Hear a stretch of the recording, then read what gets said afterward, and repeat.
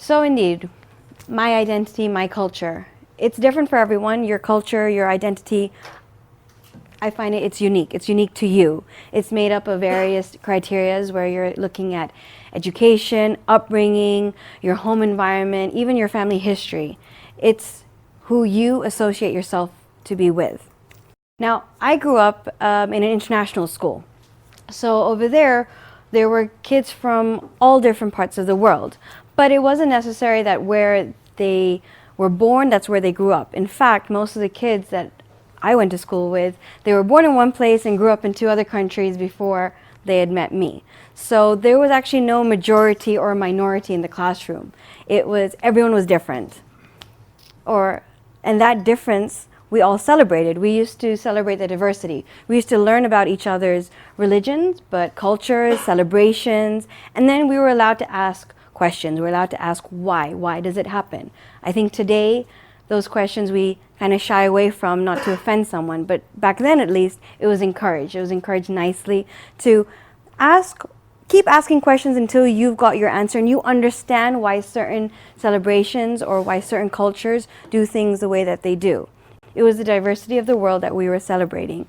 And because everyone was so different, it all felt like we were all the same, because everyone had their own unique identity. This was all quite nice. It was such a protective bubble, as you can imagine. So once I graduated from school, from high school, I went to university, and I went to university in England. And I was hanging out with my friends. And in the first few weeks of university, one of the girls, she turned to me and she said, "So when are you going to go hang out with your own kind?" I was really surprised. Actually, I was surprised because I actually had no idea what she was talking about. It took me a really long time to even notice the segregation that was in the canteen. For me, I wasn't even aware of my own skin color. And then I realized I also wasn't aware of anyone else's skin color because I was so used to seeing different faces all the time. So, okay, my own kind. Took me some time. I found my own kind. They were British Asians, and I got close to them. They became fantastic friends. They took me under their wing, and I learned a lot from them.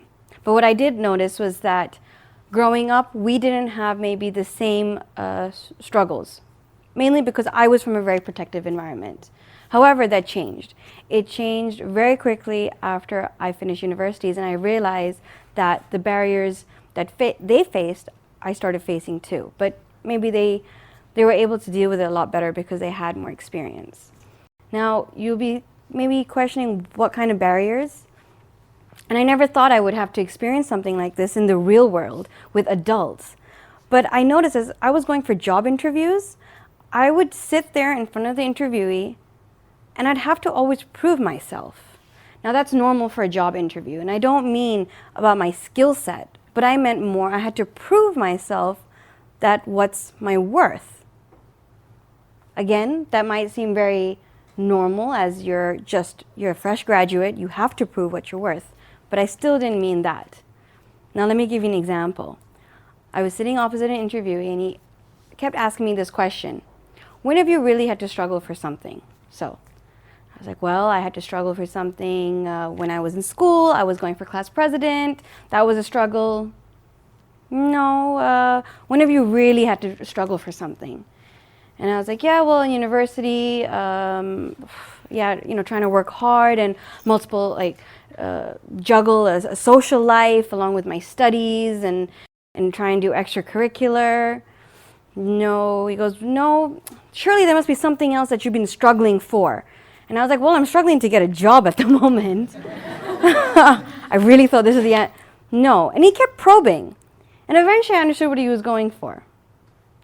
So I said to him, I was like, well, what you're actually looking for is a financial struggle.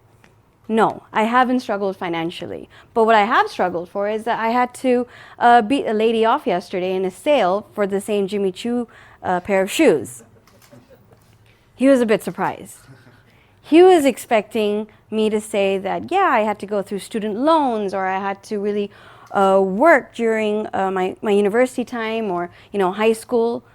There's nothing wrong in that, but I didn't have to do it. And why was I forced to give that answer? Because that wasn't my truth. what you see in front of me isn't just my skin color. I have so much more to offer. So when people keep asking me, okay, so where are you from? My answer today is I'm Dutch Indian. Because when I go to India, I might look Indian to everyone sitting in this room, but when I'm in India, I stick out like a sore thumb. Mainly because I walk different, I talk different, I dress differently, and I'm also a little bit lost to certain customs. But when I'm in the Netherlands, I also stick out because I look different. But I keep telling people is that there's so much more to one than what you just see.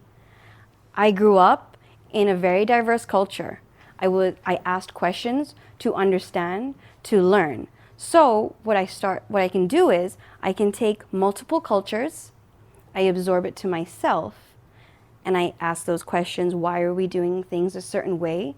And when you start asking those questions, you actually realize we have the same reasons, but how we package it is completely different. Your identity isn't what you look like. Your identity is who you decide to become.